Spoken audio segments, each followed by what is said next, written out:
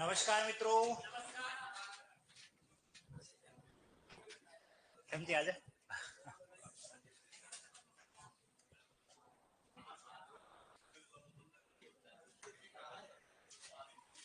मकर संक्रांति की आप सभी को शुभकामनाएं। कल अग्रिम थी, आज फुल पेमेंट के साथ आ जाओगे। मैं लेट हूं या आप लेट हो? मैं जल्दी हूँ। ओके, अभिषेक जी, यस, राम राम, जुड़ चुके हैं। व्यंजन संधि हम पढ़ चुके हैं, लास्ट अंतिम पार्ट बचा है और आज से हम विसर्ग संधि आरंभ कर लेंगे। ठीक है, देख अयादि संधि का टेस्ट। ओके, चलिए, बहुत बढ़िया। आपने सोल्व कर लिया है? कॉपी चेक करो, ईमानदारी से बताओ। नहीं, ईमानदारी से बताओ, ईमानदारी से किसने सरल किया है? ओए शाबाश, इतनी ईमानदार इस क्लास में। वेरी गुड, बहुत बढ़िया। चलिए, एक बार मैं लखनऊ की गलियों में घूम आता हूँ, किसने क्या क्या उत्तर लिखा, फिर हम सार्वजनिक आ जाएंगे।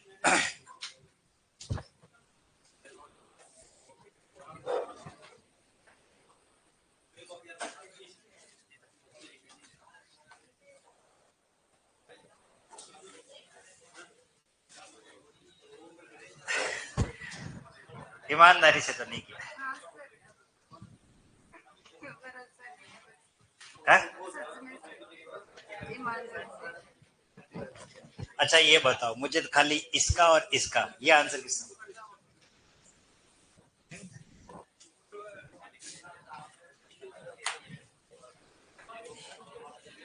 मुझे आज सोनू सर मिले थे।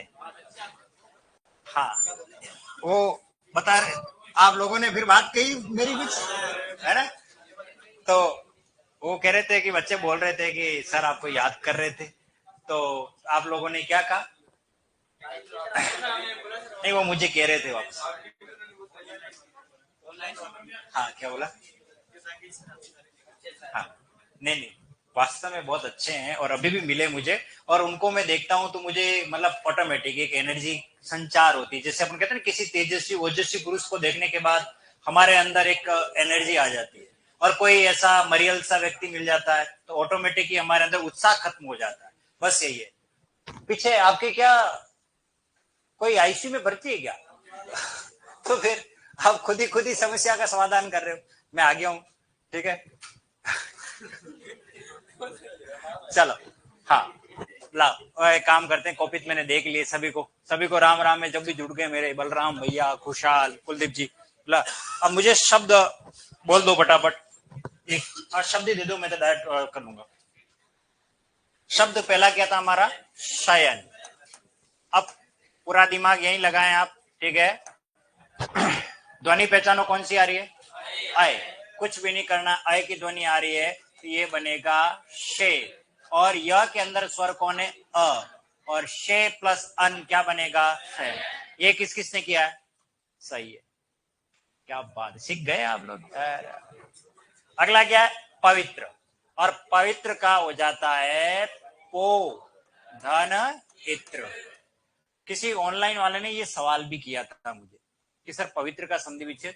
देखिए, माध्यमिक शिक्षा बोर्ड की पुस्तक और एनसीईआरटी वगैरह जितनी भी है उनमें तो पो धन इत्र, और संस्कृत में भी इसे अयादि में ही लिखा गया है, लेकिन किसी पुस्तक विशेष में इसे यण संधि में भी दिया गया है। और मैं आपको बता दूं, वहां उसका संधि विच्छेद पू धन इत्र कर रखा है। पू को ओ का आदेश वगैरह, ये नियम ऐसा बता रखा है, पर ऐसा कुछ ये आपको नहीं लिखना है, आपको तो पो धन इत्र ही लिखना, ठीक है। वो ज्यादा मान्य नहीं है, व्यक्ति विशेष तक ही सीमित रखें।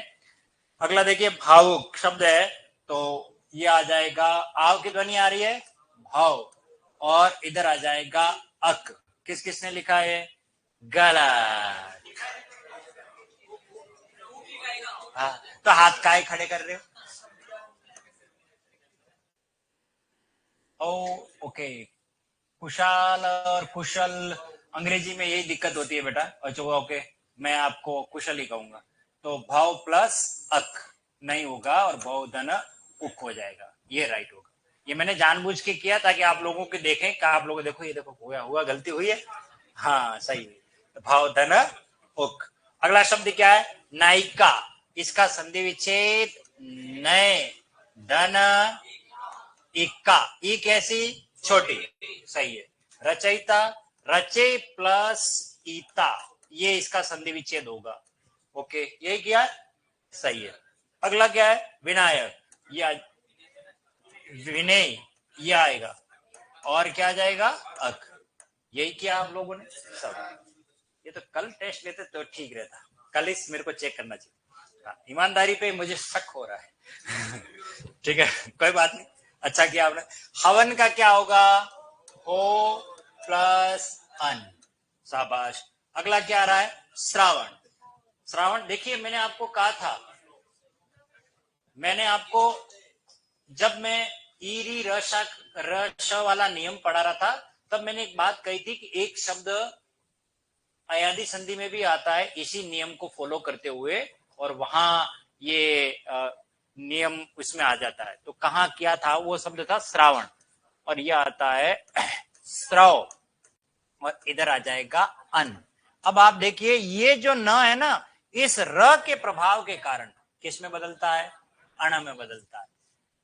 तो रामायण में हमने न को अण में बदला, यहाँ पे भी हमने बदला। इसी तरीके से एक और शब्द है रावण, रावण का भी संधि विच्छेद करेंगे। आव की ध्वनि आ रही है, तो राव रन अन, ये आएगा रावण का। और इसमें ये न किस में बदलेगा? अण में, और ये न किस में बदलेगा? बताइए क्यों? क्योंकि यहाँ कौन है? र, यहाँ कौन है? र। आगे बात समझ में, इस र की वजह से अण में बदल रहा है, ठीक है। अगला शब्द श्रावण हो गया। गायक, गायक का हो जाएगा गय दनक, गय प्लस अक, ये शब्द था। अगला एक और रावण का हो गया। प्रलय का प्रलय, ये आ जाएगा प्रलय धन अ, ओनली अ। किसी ने अ कर दिया तो गलत है। किसने किया? गलत है, हाँ ये सही है। खाली अ के बाद यह किसी ने लिखा तो नहीं है, तो गलत है। अगला देखिए भावयत्री। अब देखिए, ये शब्द सबसे कठिन है। क्यों? क्योंकि इसमें एक साथ दो ध्वनि आ रही है। देखिए, भाव और फिर अय, दो ध्वनियां आ रही है। इसका संधि विच्छेद एक ने सही किया है, और बाकियों के मैंने कॉपी मैंने देखा नहीं है। तुमने क्या लिखा बताओ? शाबाश। हाँ, और कौन है? आपने क्या लिखा बताओ? शाबाश। आपने क्या लिखा? शाबाश।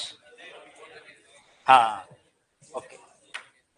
अब सवाल ये है, मुझे ये बताओ, आपका संधि विच्छेद, आपसे सवाल करूं मैं, इसका संधि विच्छेद आपने ये ऐसे कैसे किया, ये बताओ। हाँ? किधर है? तो आपकी ध्वनि आ रही है? तो आपकी ध्वनि आती है तो हम आई की मात्रा थोड़ी लगाते, ओ की लगाते ना। वही होता है सब। कोई बात, आपने सही लिखा। चलिए मैं इसको समझा देता हूं। देखो, ये दिया ना मैंने शब्द, ओके।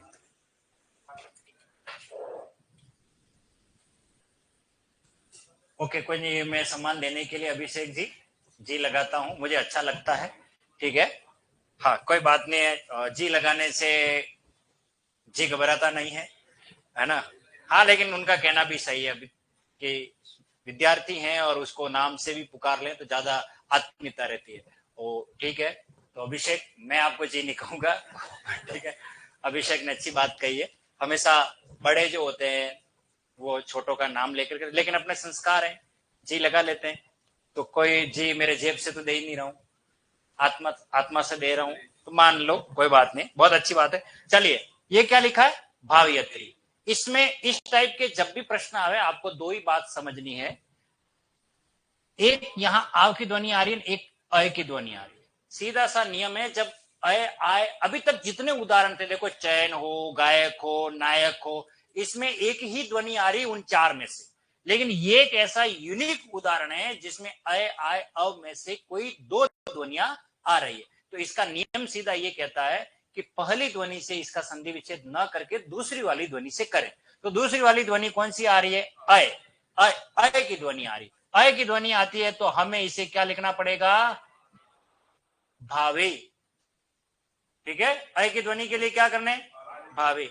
और अगर आय की ध्वनि आए तो भावे, मात्रा 2 हो जाएगी। अय की ध्वनि आ रही तो भावे धन इत्री, भावे धन इत्री। 2 मात्रा नहीं आएगी, 1 मात्रा। ठीक है, ये जिसने लिखा उन सबका सही है, बाकी का गलत है। भावे धन इत्री, शाबाश अंकित जी, आपने सही किया। प्रसव का क्या हो जाएगा? प्रसो धन अ। फिर आ जाएगा सहायक, आय की ध्वनि आ रही है, ये अंकित इसमें मात्रा लगा देना, सहे धन अक। यार एक शब्द और दिया था, कवियत्री। हाँ, मैं वही सोच रहा हूं, मैंने कहा ऐसे मैंने 2 शब्द दिए थे, मैं स्किप हो गया हूं, मैं आगे ले लेता हूं। ने का क्या हो जाएगा? ने धन अ, ये राइट होगा ने का तो।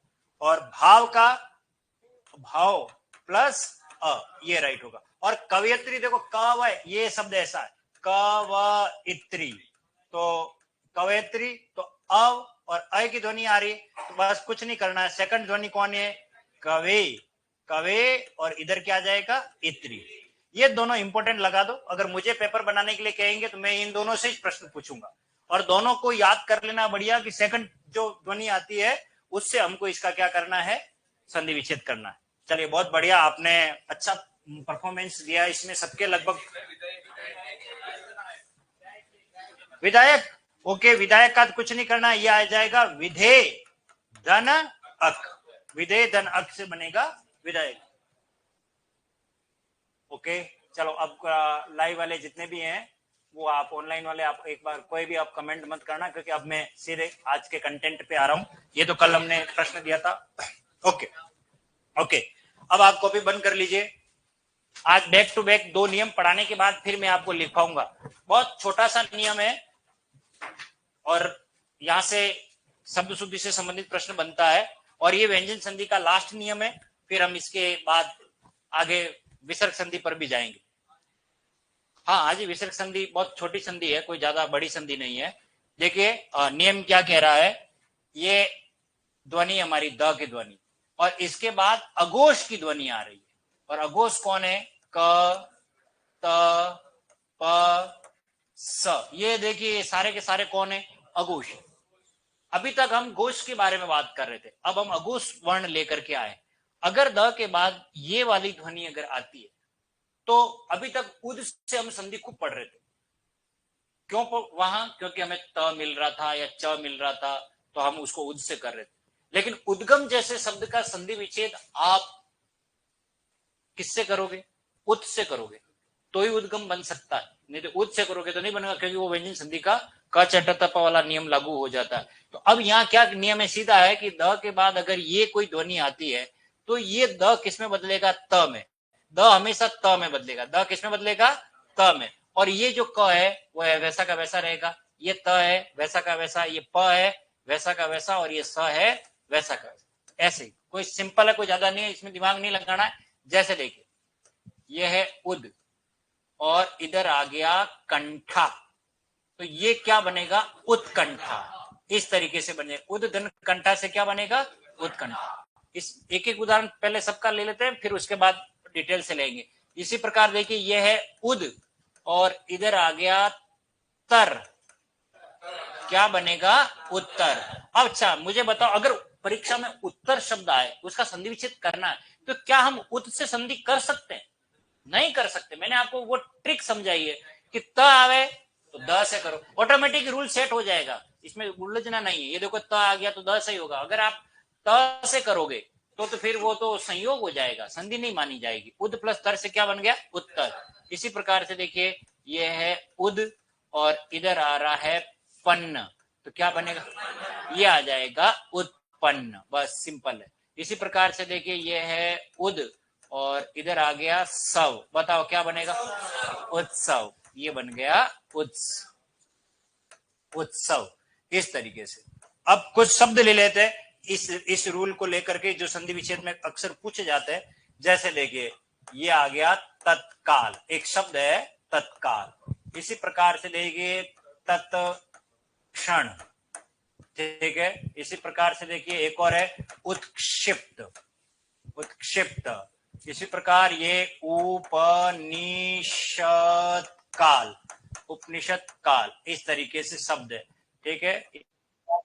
उत्पीड़न, ठीक है। इसी प्रकार ये उत्पादक, ठीक है, और ये उत्सर्ग।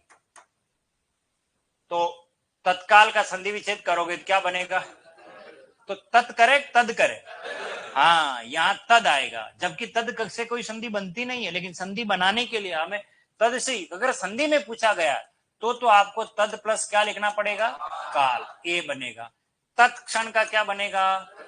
तद धन क्षण, इस तरीके से बन जाएगा। उत्क्षिप्त का मतलब है फेंका हुआ, उत्क्षिप्त का मतलब क्या होता है? फेंका हुआ, जूठन भी कहते हैं इसे हम, उत्क्षिप्त, ठीक है। तो ये आ जाएगा उद, और ये आ जाएगा क्षिप्त। अब आप कहोगे सर ये क्ष तो हमारे आया ही नहीं रूल में, लेकिन हमें पता होना चाहिए ये क्ष बनता किससे है? क और स, ये है क की ध्वनि, इस तरीके से बनेगा, ठीक है। इसी प्रकार उपनिषद काल, तो ये उपनिषद और यह आ जाएगा काल। देखिए मैं आपको एक और ये बता देता हूं, ये उपनिषद, दो शब्द और आ गए दिमाग में, तो चलिए इस पर बात करें। मैं इसको पुराने नियम से जोड़ता हूं, याद करो। वी प्लस सम क्या बना था? विषम। उसके अंदर उसी नियम के वहां जहां कहीं पे भी जगह खाली मिले वहां ये दोनों जरूर लिख देना। ये है उपनी और ये है तत्काल, लिख ही लो, ये है सद, और ये बनेगा उपनिषद। उपनी, सद यानी समूह, उपनियों का समूह क्या कहलाता है? उपनिषद। और इसके साथ साथ एक और लिख लीजिए, यह है परि, और इधर आ गया सद, और क्या बनेगा? परिषद। ये दो उदाहरण और है, इनमें आप जोड़ दीजिए उसी जगह पर। उपनी यानी श्लोक, सद यानी समूह, श्लोकों का समूह हमारा उपनिषद है, और परिधन सद से क्या बना? परिषद। परि यानी चारों, और सद यानी समूह। कोई भी सभा होती है उसी को काउंसिल को ही कहा जाता है, हम परिषद कहा जाता है। तो उपनी प्लस सद, उपनिषद। अब आप देखिए इधर, ये ई की वजह से ये स किसमें बदलेगा? श में। तो अब उपनिषद काल का भी अगर आप संधि विच्छेद पूरे अकॉर्डिंग टू विश्लेषण आरएस में जब होता है तो वहां आप ऐसे लिखोगे, यहां उपनी, ये सद, और यहां आ गया काल। अब आप देखिए यहां संधि के दो नियम लागू हो रहे हैं, एक तो ये वाला नियम, तो इस वजह से तो ये बन जाएगा उपनिष, और ये द किसमें बदलेगा? त में। आगे बात समझ में? ये बनेगा, अगर आपको ऐसा टुकड़े करके दे दिया जाए तो आपका आंसर होगा उपनिषद काल। ये द नहीं लिखना वहां, नहीं तो कहीं उपनिषद काल लिख कर क्या होगा, क्योंकि हमें पता है उपनिषद में अंतिम में कौन आ रहा है? द। तो आनंद फानन में आप कहीं यूं नहीं लिख दो उपनिषद और काल, और थोड़ा दिमाग लगाना, यहाँ क अघोष है तो इसका मतलब द की संभावना कम रहेगी, त ही आने वाला, क्योंकि नियम तो हमने ये रहा अघोष वाला, ठीक है। उत्पीड़न, उद्दन पीड़न, उद्दन पीड़न। इसी प्रकार उत्पादक का क्या हो जाएगा? उद्दन पादक, इस तरीके से। और उत्सर्ग का क्या होगा? उद्दन सर्ग। चलिए इस नियम के साथ इसे विशेष तौर से याद करना, और वो शब्द है उत्थान, ठीक है। इसको समझ लेना, ये परीक्षा में पूछा जाता है कई बार, इस नियम में मिलता नहीं है कहीं पर भी, क्योंकि हम थ कहां पढ़ रहे हैं। थ भी क्या? त और थ कौन सी ध्वनि है पहले तो ये बताओ, थ कौन है? अघोष ध्वनि है, ठीक है ना। तो इसके अंदर इसका संधि विच्छेद बता रहा हूं, ये इसका संधि विच्छेद क्या है और कहां है और किस जगह पर है। इसका संधि विच्छेद होता है उद धन स्थान। अब यहां पर देखिए वास्तव में क्या है, इस स की वजह से, ये स कहां है पहले तो ये बताओ, ये रहा, आ गया। जब भी स आएगा द किस में बदलेगा? त में। तो एक बात तो ये होगी कि ये द सीधा बदल रहा है त में। अब याद करिए मनस धनीस मनीष, मनस धन ईसा, मनीषा। हमने स का लोप किया था। यहां पर ये जो स है, इसका पहले तो ये स हमें त बुलवा देगा, और इस साथ साथ में इसका क्या हो जाएगा, लोप हो जाता है। तो अब ये सीधा बचेगा कौन, थान। तो ये उत्थान, उत्थान का संधि विच्छेद जब भी परीक्षा में दिया जाए तो आपका संधि विच्छेद लिखने का तरीका होना चाहिए उद प्लस स्थान नहीं करना, उद धन स्थान, क्योंकि इसका मीनिंग है अपने स्थान से ऊपर उठाना। हम उत्थान करेंगे हम आपका, तो उत्थान का मीनिंग है स्थान, अर्थ थान नहीं लिखेंगे, हम क्या लिखेंगे, स्थान। और क्योंकि ये नियम ये रहा हमारा, स आएगा तभी तो द किस में बदलेगा, त में बदलेगा, स का लोप हो गया। तो ये है, हालांकि इसी नियम के अंदर है, पर आप लिख लेना और यहां लिख जरूर देना, स का क्या है, लोप है। क्लियर है। चलिए एक काम करो, ये छोटा सा नियम है, चलो लिख ही लो पहले ताकि ठीक रहेगा। लिख लिया, बस कुछ नहीं है, कुछ उदाहरण ही है, फिर हम सीधे विसर्ग संधि पर आ जाते हैं।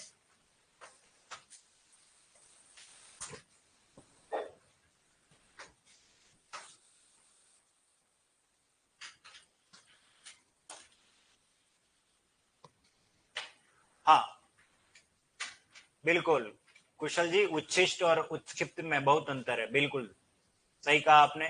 उच्छिष्ट तो आप जानते ही हो, जिसको हमने पहले पढ़ा लिया, जुठन के लिए प्रयुक्त होता है, और उत्क्षिप्त फेंका हुआ होता है।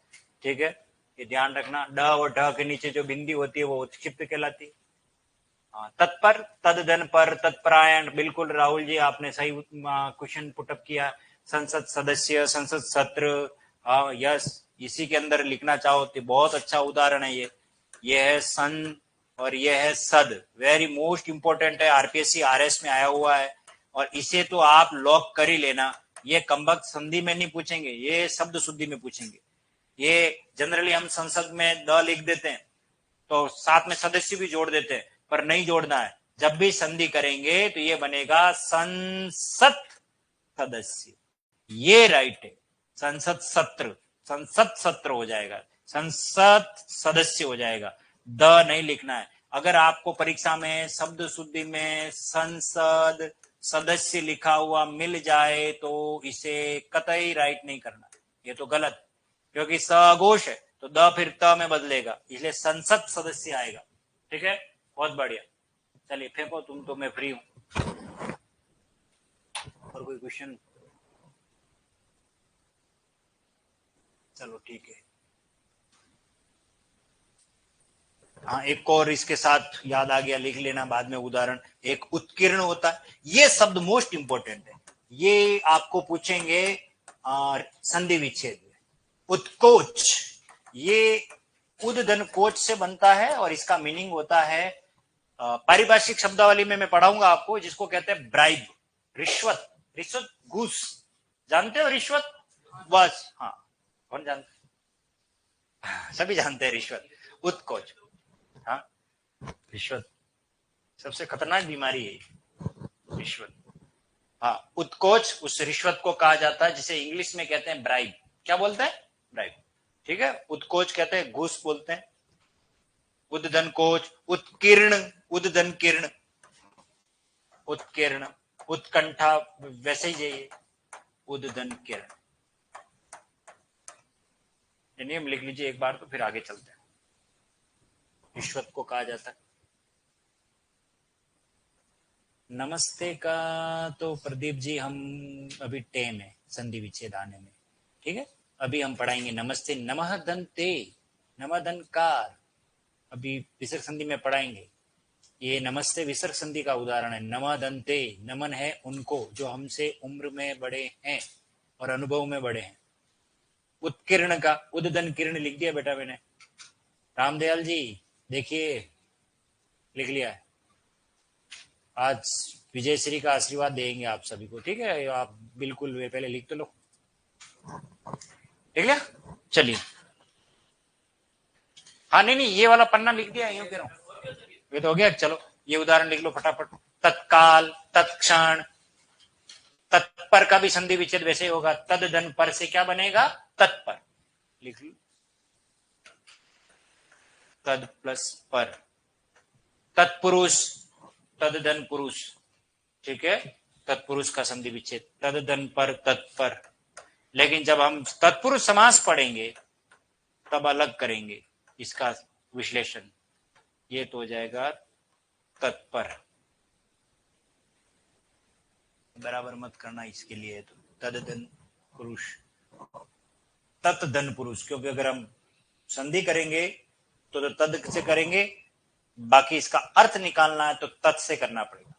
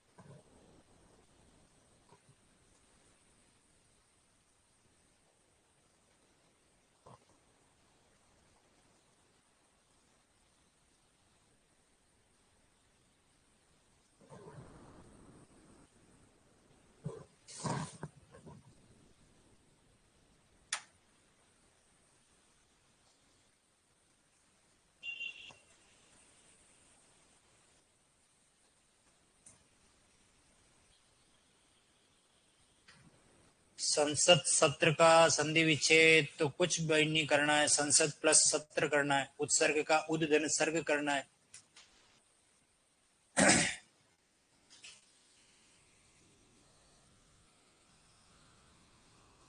विपद प्लस ती विपत्ति, आपत्ति, आपद प्लस ती आपत्ति।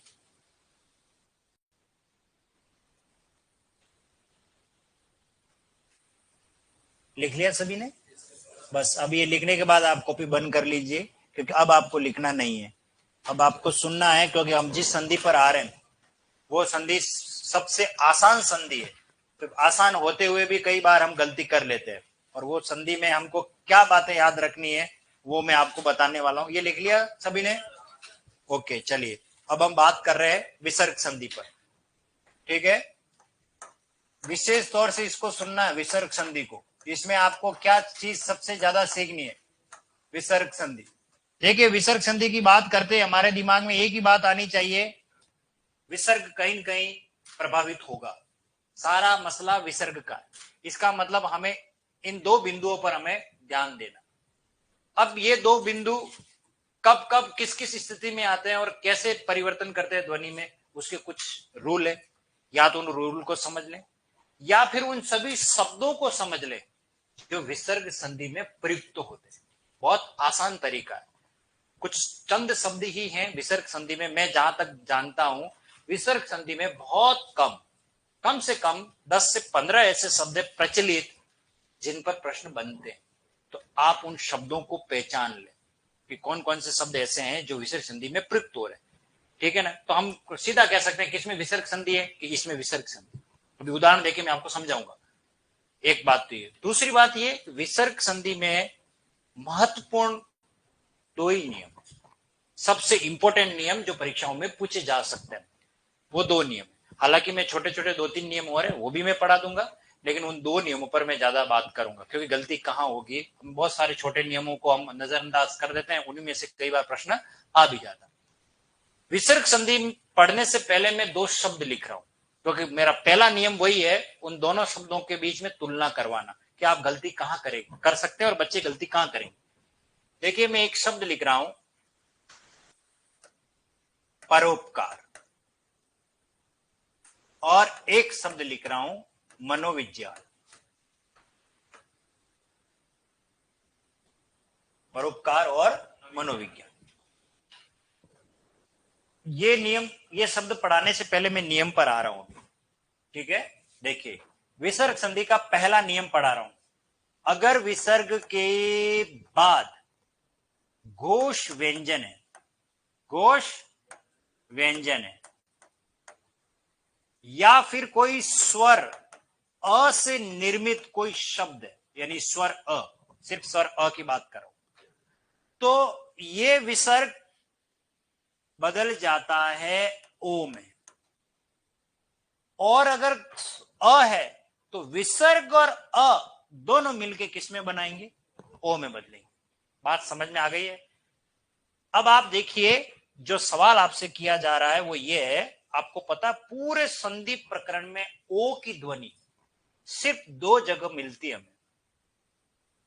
हम दीर्घ संधि से लगा करके विसर्ग संधि तक आते हैं, ये ओ की ध्वनि पूरे संधि प्रकरण में सिर्फ 2 जगह पर ही मिलती है। एक मिलती है हमें गुण संधि में और एक मिलती है हमें विसर्ग संधि में।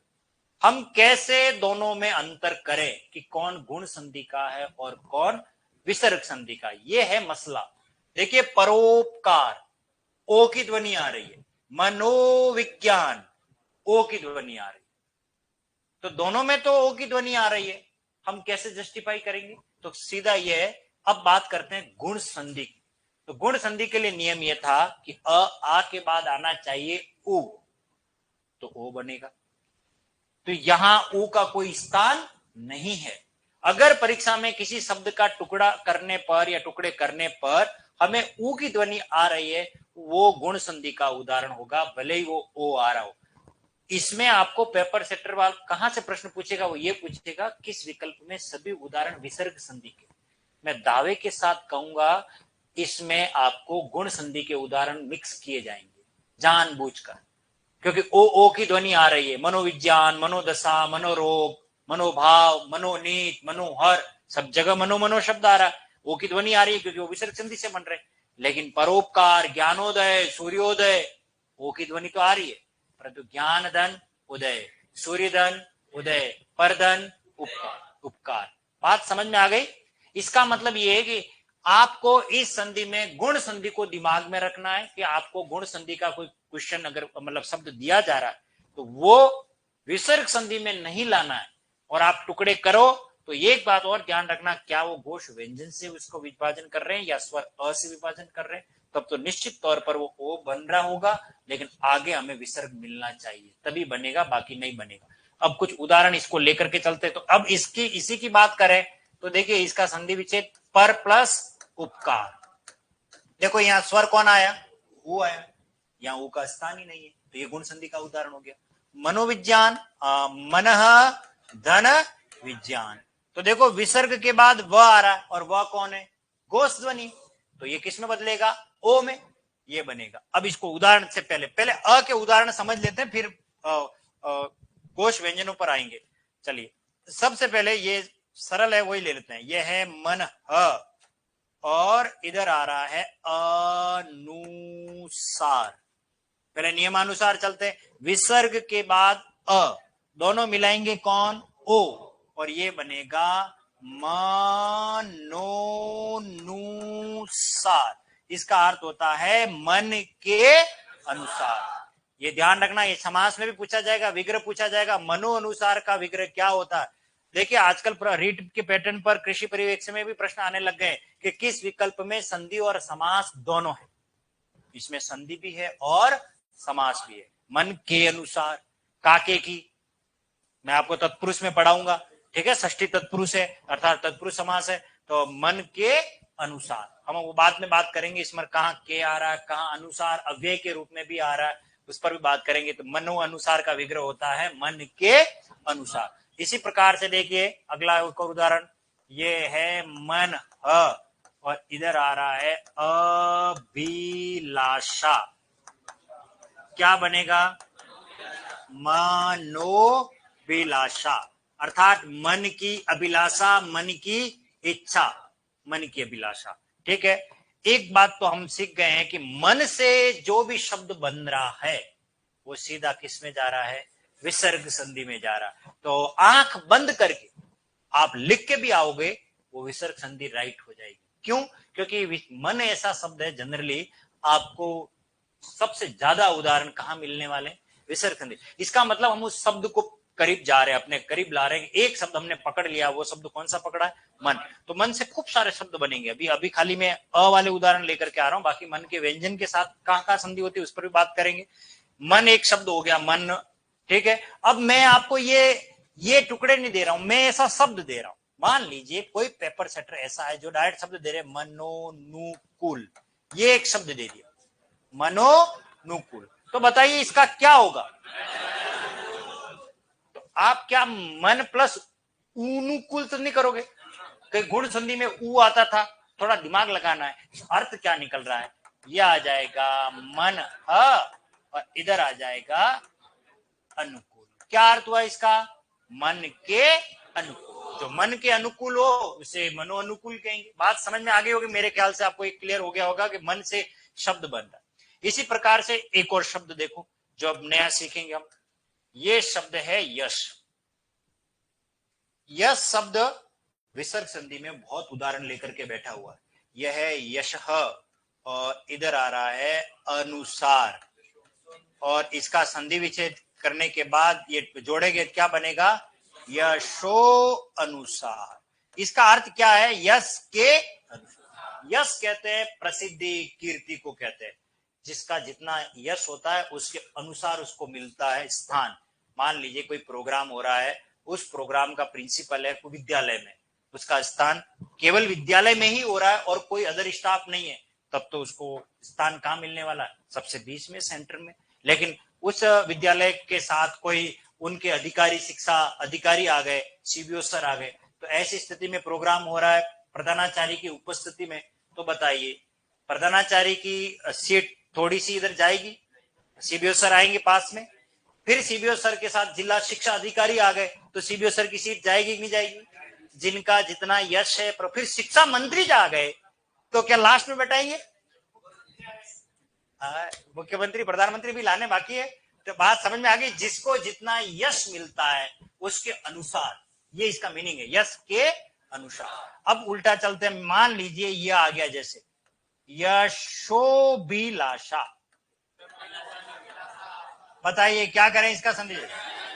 ये जा जाएगा यशः धन अभिलाषा। अभिलाषा का मतलब इच्छा, कामना, हसरत, मनोरथ, आरजू, तमन्ना, कुछ भी कह दो आप, ठीक है। यश की कामना करना। कौन ऐसा है, नहीं है, जो ये चाहता है कि मुझे कोई देखे नहीं, कोई पसंद नहीं करे, मैं दुनिया में पहचानना ही नहीं जाऊं? ऐसा कोई किसी की हसरत नहीं होती। हर व्यक्ति सोचता है कि लोग मुझे भी देखे, मुझे भी जाने, मुझे भी पहचाने, मैं भी प्रसिद्ध हो जाऊं, यानी यश की कामना करना। सब जानते कीर्ति यश सजीवती, अर्थात जिसका यश है उसकी ही कीर्ति जिंदा रहती है। जो आदमी यश कमा लेता है, जैसे महाराणा प्रताप आज नहीं है, फिर भी महाराणा प्रताप का यश उनकी कीर्ति के रूप में आज भी जीवित है। तो ये हर व्यक्ति चाहता है कि मैं युगों युगों तक जीवित रहूं। तो ये इसका मीनिंग यही है, यश की कामना करना क्या कहलाता है? यशोभिलाषा। इस तरीके से कुछ अन्य उदाहरण देखते हैं। एक शब्द याद करो, मैंने यण संधि में पढ़ाया था, प्रत्यक्ष, और मैंने कहा था इसका एक अपोजिट है जो मैं आपको विसर्ग संधि में पढ़ाऊं, परोक्ष। यह आ गया पर, और इधर आ रहा है अक्षी। वास्तव में शुद्ध है अक्षी, लेकिन कई बार आपको अक्ष भी मिल जाएगा, आप लिख लेना, कोई दिक्कत नहीं है। और क्या बनेगा? परोक्ष। परोक्ष, क्योंकि परोक्ष का मतलब है जो आंखों से परे हो, जो आंखों से दूर हो। आंखों से दूर हो तो आंख कहां है? ये आंख है। लेकिन मैंने कहा था ना, अक्षी में ई का क्या हो गया है? लोप हो गया, इसलिए कई बार अक्ष लिख देते हैं, वो भी मान्य है, लेकिन ज्यादा सही है परधन अक्षी, ई स्वर का लोप, ठीक है। अक्ष का मतलब तो दूरी होता है, अर्थ नहीं निकले, इसलिए हमने अक्षी लिख रखा है, ठीक है। परधन अक्षी क्या बनेगा? परोक्ष बनता है इसका। अगला देखिए, एक शब्द है बहुत इंपॉर्टेंट है, ये है सह, और इधर आ रहा है अहम, विसर्ग और अ, और ये बनेगा सोहम। सोहम, इसका मीनिंग क्या है? हालांकि संस्कृत में इसको अवग्रह चिन्ह कहते हैं, ऐसे लिखा जाता है, अपने तो डायरेक्ट लिख लेना। सोहम का मतलब है सह, यानी वह, सह पुस्तकम पठती, अहम पुस्तकम पठामी। तो अहम का मीनिंग होता है मैं, सह का मीनिंग क्या होता है? वह, इसका मीनिंग है वह और मैं, इसका मीनिंग है। तो आपको पता है हमारे यहाँ अहम दो प्रकार के होते हैं, एक अहम होता है, एक होता है अहम। दोनों सही है, लेकिन दोनों का मीनिंग अलग। यह अरबी फारसी है, इसका मीनिंग होता है मुख्य, महत्वपूर्ण। आज हम अहम मुद्दों पर बात करेंगे। हमारे लिए भ्रष्टाचार एक अहम मुद्दा हो गया, बेरोजगारी एक अहम मुद्दा हो गया, यानी कि महत्वपूर्ण। अहम का मतलब आज सरकार ने अहम फैसले लिए, बेरोजगारों को रोजगार देने के लिए क्या क्या कर सकती है, योजनाएं बनाई है। अहम यानी मुख्य, और अहम यानी मैं यानी अहंकार। दो रूप में इसका अर्थकरण करते हैं। एको अहम द्वितीयो नास्ति न भूतो न भविष्यति। रावण कहता था एक मैं ही हूं, मेरे अलावा कोई हुआ न कभी कोई होगा, ये अहम का अर्थ में। तो यहाँ हलंत लगा हुआ होता है वो संस्कृत का है। तो ये दोनों राइट है, पर दोनों का मीनिंग अलग अलग है। ठीक है, स प्लस अहम से क्या बन गया, सो अहम। बात समझ में आ गई। अब हम बात करते हैं कुछ व्यंजनों की तरफ चलते हैं। ये आ गया मन ह, ठीक है, और इधर आ गया रोग, तो ये बनेगा मनोरोग। क्या बनेगा, मनोरोग। चलिए अब उल्टा लिखते हैं। मान लीजिए परीक्षा में आ गया मनोनयन। क्या शब्द आ गया, मनोनयन। तो यहां आ जाएगा मन ह और इधर नयन। बहुत आसान है, ज्यादा दिमाग नहीं लगाना। इसी प्रकार ये आ गया जैसे मनोहर, तो क्या आ जाएगा, ये आ जाएगा मन ह प्लस हर। मन को हरने वाला क्या कहलाता है, मनोहर।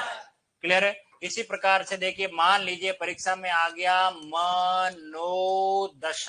बताओ संधि विच्छेद क्या होगा, ये आ जाएगा मन धन दशा, मन की दशा। मान लीजिए आ गया मनोभाव, तो बताइए क्या बनेंगे, ये आ जाएगा मन प्लस भाव, मन के भाव। इसी प्रकार से देखिए ये है मन ह और इधर आ गया ज और ये बनेगा मनोज। मन में जो जन्म लेता है और उसे कहते हैं कामदेव। हमारे माइंड को डाइवर्ट करने वाला कौन है, कामदेव। मनोज, मदन को कहते हैं कामदेव। मनोज मन में जो जन्म लेता है उसे क्या कहते हैं, मनोज। ये मन की इतनी बातें कर दी। अब कुछ मन से बाहर चलें, कुछ अन्य शब्दों पर आते हैं। और वो शब्द देखिए ये आ गया एक नया, ये आ रहा है अधः और इधर आ गया भाग। बताइए क्या बनेगा, ये बनेगा अधो भाग। इसी प्रकार से देखिए ये है अधः और इधर आ गया जैसे वस्त्र, तो क्या बने, ये ऐसे बनेगा अधो वस्त्र। इस तरीके से शब्द बनेगा अधोधन वस्त्र। चलिए कुछ और शब्द ले लेते हैं। ये यश पहले पढ़ा वही ले वापस ला रहा हूं।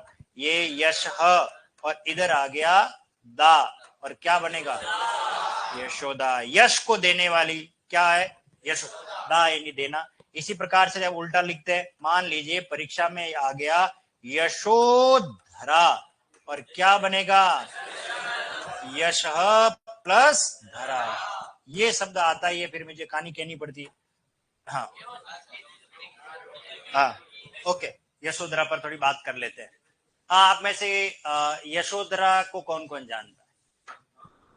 हाँ, नाम ही पहली बार सुना होगा, है ना? या सुना सुना सा लग रहा है। हाँ, कोई बात नहीं।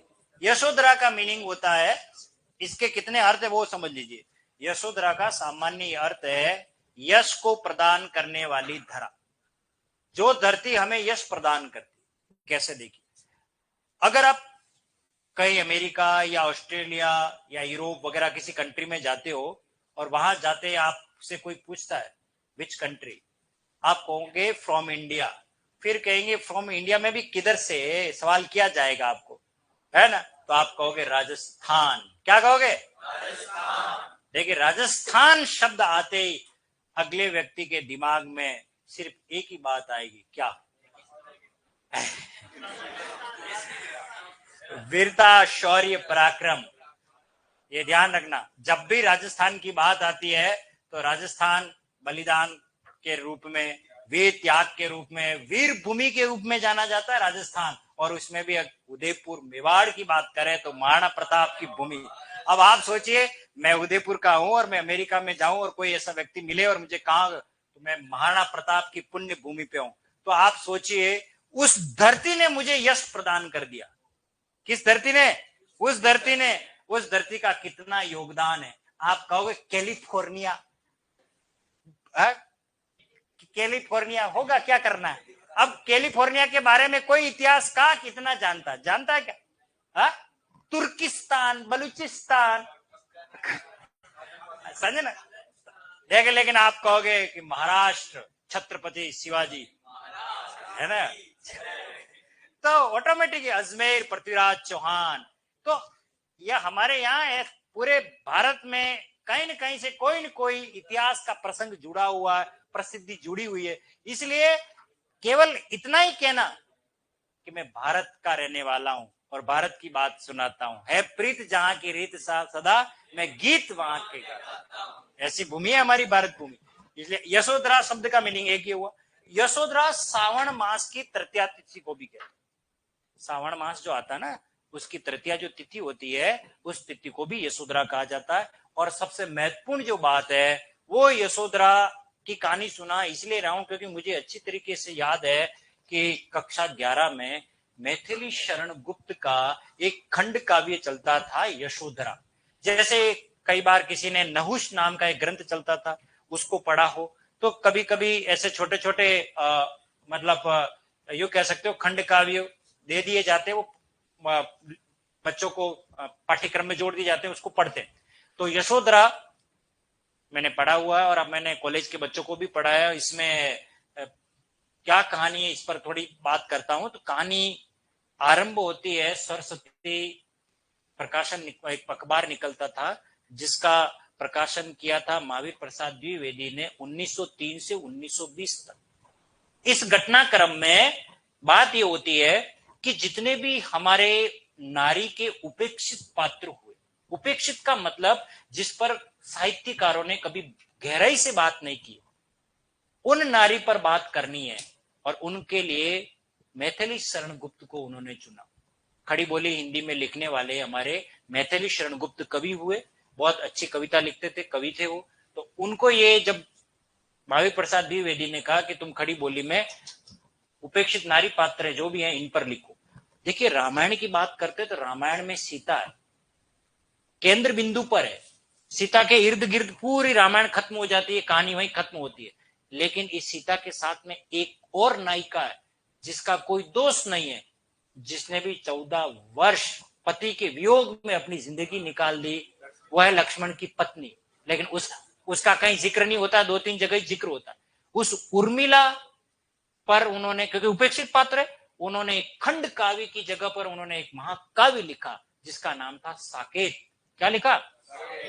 अगर कभी आपका कोई साहित्य का साथी हो जो हिंदी से जुड़ा हुआ हो और उसने साकेत अगर पढ़ रखा है, और उसमें भी सिर्फ कौन सा, नवम सर्ग, जिसमें उर्मिला की विरह व्यथा की पराकाष्ठा है, इतनी चरम सीमा पर मैथिली शरण गुप्त ने लिखा। बहुत अच्छा लिखा है, हमारे एमए के पाठ्यक्रम में हुआ करता था, बहुत अच्छा। तो उन्होंने साकेत का मीनिंग पता आपको क्या होता है? अयोध्या। साकेत का मतलब क्या होता है? अयोध्या। अयोध्या का दूसरा नाम है साकेत। उन्होंने उन पर वो लिखा। इसी तरीके से उपेक्षित पात्र थी हमारी कौन? यशोधरा। और ये यशोधरा पात्र जो है, ये राजा गौतम बुद्ध की पत्नी थी। कौन थी? गौतम बुद्ध की पत्नी थी। और आपको पता होना चाहिए कि गौतम बुद्ध राजा थे, और राजा तो राजपाट में रहते हैं बढ़िया आराम से, लेकिन जब वो किसी कारणवश जब उनको अपने राज्य का दौरा करना पड़ा, तो दौरा करते उनके सामने बहुत सारी स्थितियां आती है। किसी के बाहर जब वो जाते हैं तो किसी के घर के अंदर खांसने की आवाज आती है, तो उनके साथ में उनका मंत्री होता है, जिसको पूछते हैं ये क्या हो रहा है, क्या है? बोले ये व्यक्ति वृद्ध हो चुका है और ये मरणासन है, मरने के कगार पर है। तो बोलते क्या मैं भी ऐसा हो जाऊंगा? तब उनके मंत्री ने कहा ऑफ कोर्स, व्हाई नॉट, आप भी ऐसे बन जाओगे। बोले यार मैं ऐसा बुढ़ा बन जाऊंगा, ऐसे खांसूंगा, है ना? तो ये चीज उनको लगी। थोड़ा आगे गए, 4 आदमी कंधे पे तोप कर राम नाम सत्य है ऐसे लेके जा रहे थे। बोले ये क्या, किसकी पालकी जा रही है? कि महाराज पालकी नहीं जा रही है, ये तो आदमी मर गया है। क्या? बोले ऐसे मैं भी मर जाऊंगा? ऑफ कोर्स, व्हाई नॉट, तुम भी मर जाओगे। इस तरीके से उनके अंदर वैराग उत्पन्न हो गया। किसके अंदर? गौतम बुद्ध। यार ये तो क्षण भंगुर है शरीर, मैं क्यों यशोधरा पर इतनी सारी बातें सोच रहा हूं? ये तो यशोधरा भी ऐसे बुद्धि हो जाएगी, है ना, वो भी मर जाएगी। तब फिर मैथिली शरण गुप्त ने पंक्ति लिखी कि देखी मैंने आज जरा, जरा कहते हैं बुढ़ापा, कि देखी मैंने आज जरा, देखी मैंने आज जरा क्या हो जाएगी ऐसी मेरी यशोधरा, मेरी यशोधरा भी ऐसी हो जाएगी। हाय मिट्टी में मिलेगा वर्ण सुवर्ण खरा। ये जो हम अपने शरीर पर इतराते हैं, एक दिन ये किस में मिल जाएगा? मिट्टी में मिल जाएगा। उसके अंदर क्या उत्पन्न हो गया? वैराग। उसी समय टाटा बाय करके चले गए। रात के 12 बजे के बाद नजर ही नहीं आए। कौन?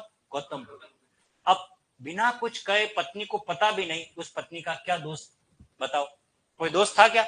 लेकिन वो चले गए, चले गए। वो यशोधरा नारी पात्र है, उस पर उन्होंने खंड काव्य लिखा। बाद में उनका एक लड़का होता है, राहुल होता है, ठीक है, जो वापस गौतम बुद्ध उसको शिक्षा देते हैं। बहुत अच्छी कहानी है उसमें, ये पूरा एक प्रसंग है। लेकिन इसी कहानी को लेकर, इतनी छोटी सी कहानी को लेकर के हमारे साहित्य में सेकंड ग्रेड में आपके कोई साथी अगर पढ़ाई कर रहा हो तो एक नाटक है लहरों के राजहंस, मोहन राकेश का लिखा हुआ। और मोहन राकेश का जो लिखा हुआ नाटक है, उस नाटक में अभी सेकंड ग्रेड संस्कृत शिक्षा विभाग में वहां से पंक्ति आई जो मैं हर बार कक्षा में कहता हूं। उसमें वो लाइन थी कि नारी का आकर्षण पुरुष को पुरुष बनाता है, नारी का आकर्षण पुरुष को पुरुष बनाता है, और उसका अपकर्षण उसे गौतम बुद्ध बना देता है।